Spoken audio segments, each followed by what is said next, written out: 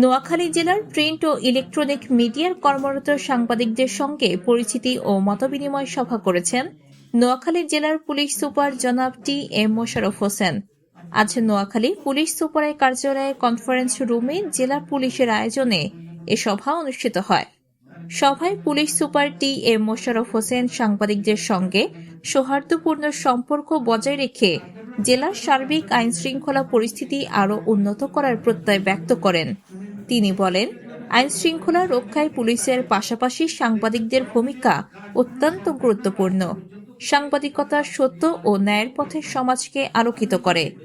এ সময় বিভিন্ন গণমাধ্যমের প্রতিনিধিরা জেলার চলমান নিরাপত্তা ব্যবস্থা, চ্যালেঞ্জ, অপরাধ দমন, মাদক নির্মূল সহ বিভিন্ন বিষয়ে মতামত তুলে ধরেন।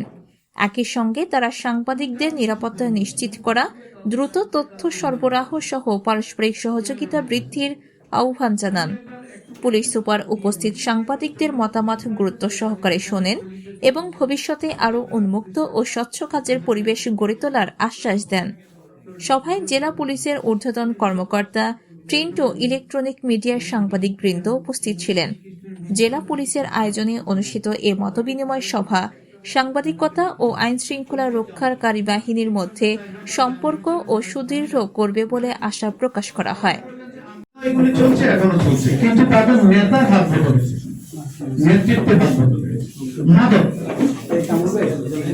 মাদকটা সারা, কিন্তু মাদক নিয়ে একটা অধিদপ্তর আছে, তারা ঠিক আছে, সেটা পুলিশ কিছু ধরে ধরে মামলাটা মামলা দেয়, আমরা নিউজ করে ইয়ে করে তারা বলতেছে এই মাদকটার দিকে যদি না দেখে। তো একসময় পুরো নোয়াখালী শহরে বেশ কয়েকটি 100-র উপরে সিসি ক্যামেরা লাগানো ছিল। স্থানীয় ব্যবসায়ীদের সহযোগিতায় সিসি ক্যামেরাগুলো লাগানো হয়েছে, কিন্তু সেগুলো সবগুলাই বিভিন্ন কারণে অচল, অকেজ হয়ে যাচ্ছে। আবার কিছু ইচ্ছাকৃতভাবে অকেজ করে রাখা হয়েছে, যেগুলো হটস্পট জোন সন্ত্রাসীদের। বা আপনি এখন যদি নোয়াখালী থেকে একটা ক্রাইম করে চলে যায়, বিশেষ করে আমি যদি বলি বিশ্বনাথ এলাকাটা পুরোটা স্বর্ণের দোকান, সব দোকান হাজার কোটি টাকার স্বর্ণের ব্যবসা। এখানে একটা অপকারণ ঘটলে, কিংবা আপনার এখানে সুপার মার্কেটের সামনে দিয়ে একটা অপকারণ ঘটায় চলে গেলে আপনি তাদেরকে ফাইন্ড আউট করার কোনো সুযোগ নেই, কারণ সিসি ক্যামেরা ঝুলে আছে, ভেঙে আছে, হাত পা উদা হয়ে আছে, অকেজ। সদর থানায় সেটার কন্ট্রোল রুম ছিল। আমার মনে হয় এগুলো ঠিক করতে খুব বেশি সময় লাগবে না। এবং এগুলো যদি আপনি আগেও কিন্তু ব্যবসায়ীরা সহযোগিতা করেছে, আমাদের বণিক সমিতি আছে, সুপার মার্কেট সমবায় সমিতি আছে, ব্যবসায়ী সমিতি আছে, তারপরে হসপিটাল ব্যবসায়ীর জন্য চৌমনিতেও ঠিক একই অবস্থা। এই দুইটা শহরে যদি আপনি সিসি ক্যামেরাগুলোকে পুনরায় স্থাপন করে পুনরায় সচল করা যেতে পারে, আপনার পুলিশের যেই কাজ সেটি অর্ধেক কমে যাবে। কারণ অপরাধী তখন অপরাধ করতে চিন্তা করবে যে এখানে আসলে আমি ঘটনা ঘটিয়ে আমি এই শহর পার হতে হলে আমাকে মুখোমুখি হতে হবে। এই জিনিসটা আপনি নজর দিবেন আশা করি।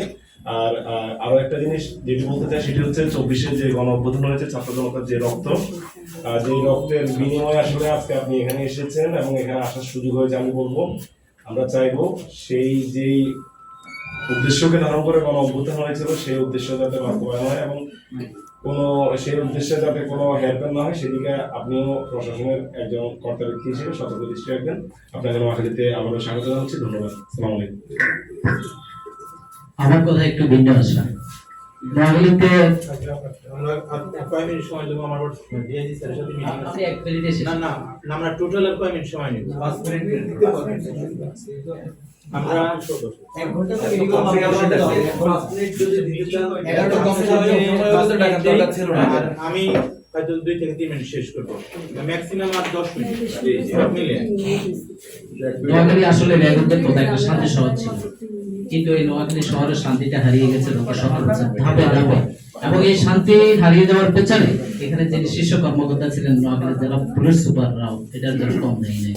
নোয়াখালীর এই চেয়ারটা একসময় নিয়োগ বাণিজ্যে ব্যবহার করা হতো। পুলিশে এখানে শত শত নিয়োগ হয়েছে, শত শত কোটি টাকা এখানে লেনদেন হয়েছে পুলিশের হাতের উপর। নোয়াখালীর ওসি আজকে যে থানাগুলোতে যে ওসিগুলো এসেছেন তাদেরকে নিয়েও নানান কথা এসেছে, আমাদের অনেক অভিযোগ আছে।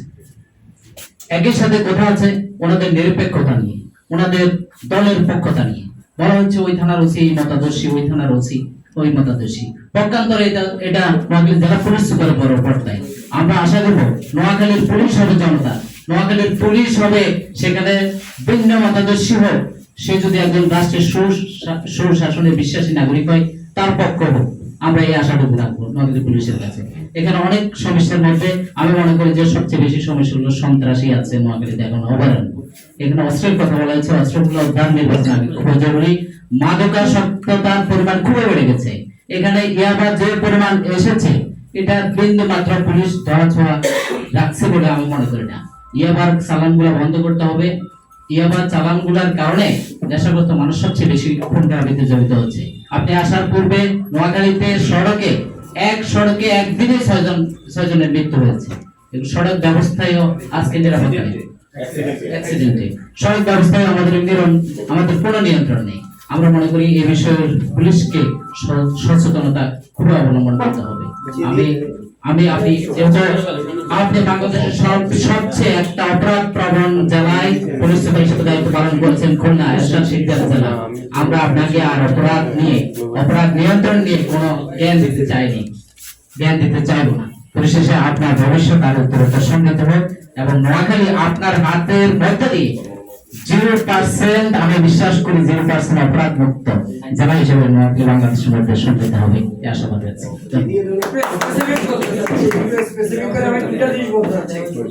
প্রথম কথা হচ্ছে আমি চ্যানেলটা ডিফারে কাজ করি। আমাদেরকে আগে আপনাদের এখান থেকে আগে ইব্রাহিম সাহেব, এটা আমাদের স্বার্থের বিষয় গণমাধ্যম কর্মীদের, সেটা হচ্ছে আগে ইব্রাহিম সাহেব মিডিয়া হিসেবে কাজ করতো, আমরা যে কোনো বিষয়ে তার সাক্ষাৎকার নিতে পারতাম। এখন তো তিনি নেই, এই বিষয়টা একটু স্পেসিফিক করে দিবেন, আমরা যাতে যে কোনো বিষয়ে এসে অন্তত গণমাধ্যম কর্মীরা, বিশেষ করে টেলিভিশন যারা সংবাদ করি, ভিজুয়ালি যাতে বক্তব্যটা নিতে পারি, এটার জন্য একটা স্পেসিফিক আপনি করে দিবেন। দ্বিতীয়ত আরেকটা বিষয় আমি শুভর সাথে একটু যোগ করে বলবো, সেটা হচ্ছে সিসি ক্যামেরা নিয়ে আমরা একটা প্রতিবেদন করেছিলাম এবছরেই, রানিং বছরে। তখন এসপি সাহেব বলছিল যে সবাইকে নিয়ে বসবে, যারা ব্যবসায়ী বা বিভিন্ন পাড়া মহলে যারা আছে তাদেরকে নিয়ে বসবে, সেটি এখনো পর্যন্ত হয়নি। দ্বিতীয় আরেকটা বিষয় হচ্ছে, সর্বশেষ আমরা একটা প্রতিবেদন করেছিলাম, সেটা হচ্ছে সিএনজি নিয়ে। আপনি জানেন যে নোয়াখালীতে, আপনাদের জানেন না সরি, নোয়াখালীতে 40,000-এর মতো সিএনজি চালিত অটোরিকশা আছে, যার মধ্যে সর্বসাকুল্যে 15,000-এর রেজিস্ট্রেশন আছে, 15,000 অফিসিয়ালি হচ্ছে 15,000 মধ্যে তাদের আছে, আর সবগুলোই কিন্তু রেজিস্ট্রেশন হয়। ফলে হচ্ছে এগুলোর মধ্যে কিন্তু অ্যাভেলেবেল আপনার অপরাধ হচ্ছে, অপরাধগুলো কিরকম, ওই যে কি যেন শোকে দিয়ে বা খাওয়ায় সবার মানুষ থেকে সবকিছু নিয়ে যায়, এরকম ঘটনা অনেক ঘটনা আছে। হ্যাঁ, এই ঘটনাগুলোর জন্য আপনার কাছে রিকোয়েস্ট থাকবে, আপনারা ইয়ের সাথে কি বলে বিআরটি এর সাথে একটু কথা বলে এই জিনিসটা একটু দিতে পারেন। খারাপ একটা বিষয়, সবচেয়ে বড় অপরাধ হত্যাকাণ্ড, ঘটনাকাণ্ড, জায়গা জমি সংক্রান্ত বিষয়গুলো নিয়ে, যদিও পুলিশের জায়গা জমি সংক্রান্ত বিষয়গুলো তারা আমলে নেয় না, এটা স্পেসিফিক করা যায় কিনা আপনার থানা ওয়ার এই জিনিসগুলো একটু সমাধান করা হয়। এখানে এই জায়গা জমি সংক্রান্ত বিষয়গুলো নিয়ে কিন্তু হত্যার ঘটনা শুরু হয়, সূত্রপাত এখান থেকে। এই বিষয়গুলো একবারে আদালত পর্যন্ত করা, আদালত বছর পর বছর লিঙ্গার করে।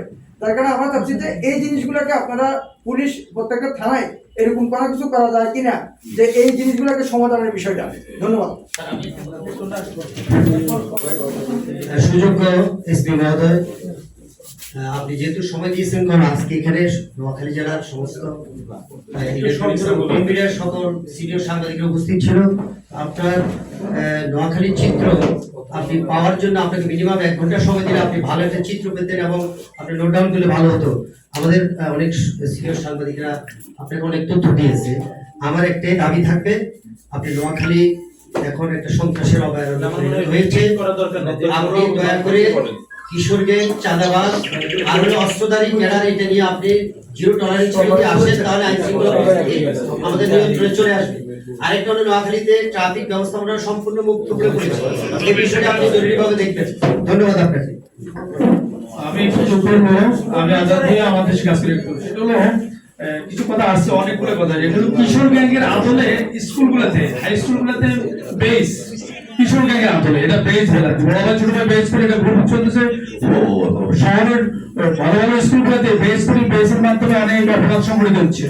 ওই যে জুলাই বিপ্লবে যে একটা ছেলে মারা গেছে, তার ভাইকে কিছুদিন আগে ঘটনায় প্রেসে ছাত্র তাকে মারাত্মক ছুরিকার আহত করা হয়েছে, সে আহত হয়েছে, গুরুতর আহত। এবং প্রতিটি স্কুলগুলোতে, শহরের অধিকাংশ স্কুলগুলোতে এই কিশোর গ্যাংয়ের আদলে বেস, এই এটা ক্লাস 6 থেকে ক্লাস 10 পর্যন্ত কন্টিনিউ আছে। এটা হচ্ছে একটু নজর দেওয়ার জন্য শিক্ষা প্রতিষ্ঠান প্রধান যারা আছে তাদের সাথে, অথবা যারা আমাদের যে মাধ্যমিক প্রধান যিনি আছেন, মাধ্যমিক অফিসার শিক্ষককে নিয়ে এই বিষয়গুলো ইয়ে করা দরকার। হ্যাঁ, ধন্যবাদ। প্রাথমিক শিক্ষক ধন্যবাদ। আর পুলিশ স্যার বলবো একটু শেষ করে দেন একটু সময় পাওয়া যাবে। আসলে আমরা প্রতিটা সেমিনারে শেষ করে শেষ আমরা বক্তব্যে অনেক কিছু বলার জন্য বলি, কিন্তু কার্যত কোনো পদক্ষেপ আমরা পরবর্তীতে দেখি না। আমাদেরকে সেমিনারে ডেকে আমরা বক্তব্য দিই, ঠিক আছে, সেই অনুযায়ী আমরা কার্যকর কোনো পদক্ষেপ আমরা দেখি না।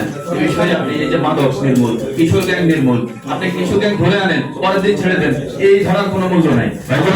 আমরা একটু দেখবো এটা যেহেতু আগের বিষয়, স্যার নতুনভাবে পরিচয় এসছে, বিষয় আসছে।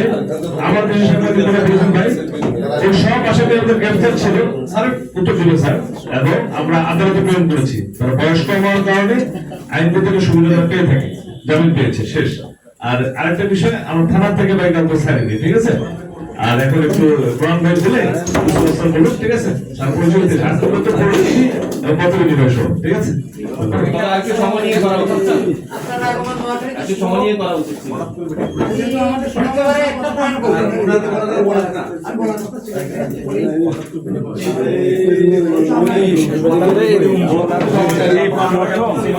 এত পাগল হচ্ছে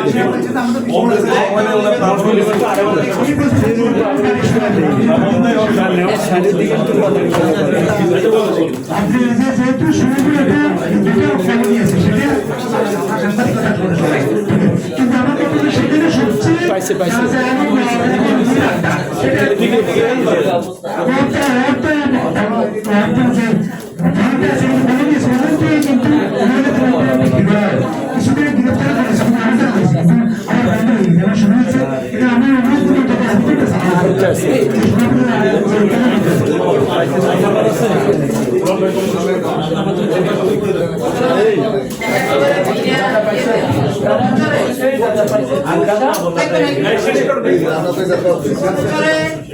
বারবার এই সাংবাদিককে ধরেন কোনো বিনিময়ে এটা মাদক আসতেছে, সেই মাদকগুলো শহরে শুরু চলে যায়, শহরে ঢুকে চলে আসছে, এটা ধরা হচ্ছে। কিন্তু এই পাচারকারীদের বিরুদ্ধে বা মাদক যারা পাচার করছে তাদের বিরুদ্ধে কার্যকরী আরো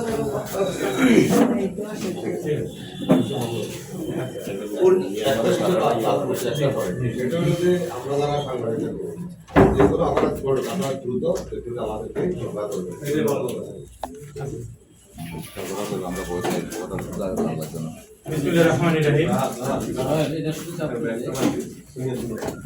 অত্যন্ত অল্প সময়ের আগে আপনারা সারা দিয়ে এখানে এসেছেন, আপনাদের প্রতি আমি ধন্যবাদ জানাই। পরবর্তীতে যারা এসেছেন তাদের ভাবে আমরা যেহেতু একটা শীট দিয়েছি, এখানে আপনাদের পরিচিতি দিতে আমরা পরবর্তীতে আপনাদের সাথে যোগাযোগ করব।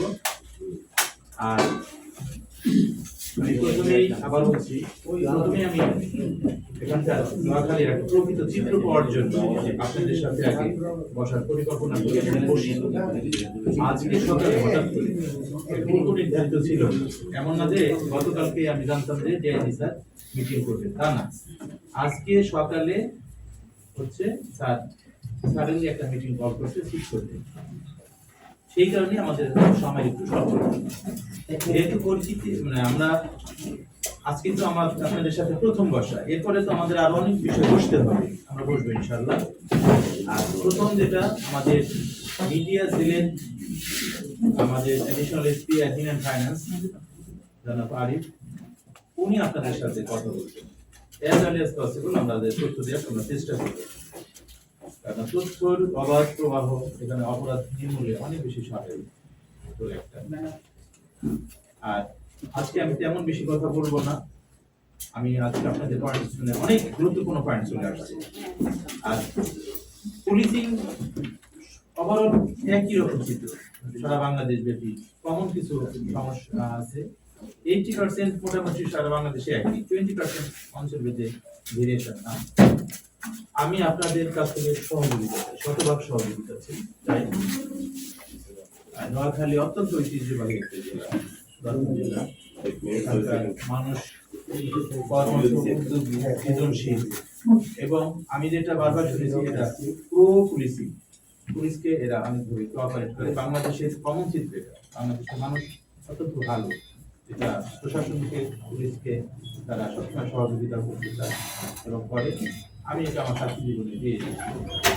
আমি আপনাদের সমাজের সর্বস্তরে জনগণের সহযোগিতা চাই এবং আমার পক্ষ থেকে, আমার টিমের পক্ষ থেকে, পুলিশের পক্ষ থেকে নোয়াখালীর জন্য যতটা করা সম্ভব ততটা করার চেষ্টা করব সাধ্যের মধ্যে।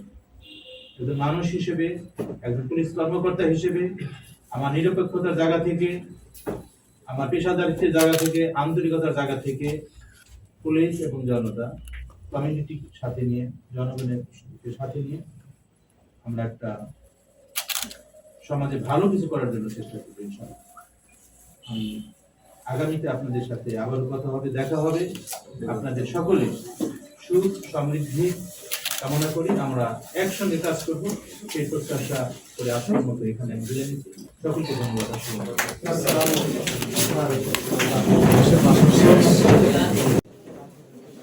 মোহাম্মদ আরিফ হোসেনের তথ্যচিত্রে সীমা আক্তার, চ্যানেল 21, নোয়াখালী।